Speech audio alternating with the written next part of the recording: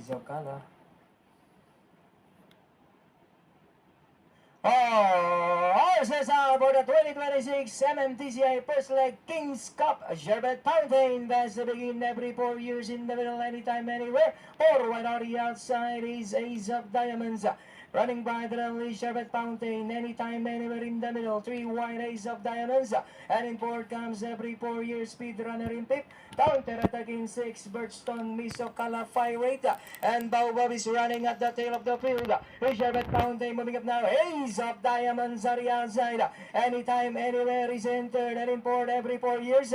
Speed Runner now coming closer to take 4th. Sherbet Fountain, Ace of Diamonds keep on fighting it out for the lead. Speed Runner now moving up to take 3rd anytime, anywhere. Ace of Diamonds running by the little Sherbet Fountain. Here comes Speed Runner on the outside every 4 years, anytime, anywhere. And it's still Ace of Diamonds.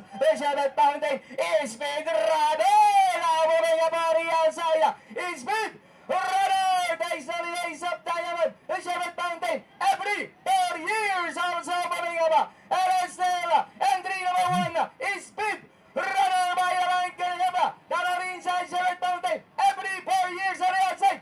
But it's still Speed Runner every 4 years.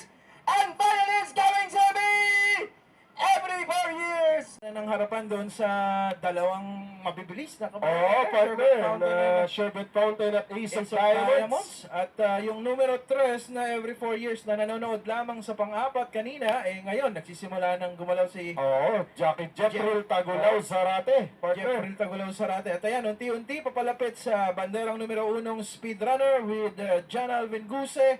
And here's number 3 horse every 4 years and coming in closer, also coming from behind. Pirate, partner. Pirate at yung bihadong Baobab, partner. Oo, ganun din si Baobab, papalapit na.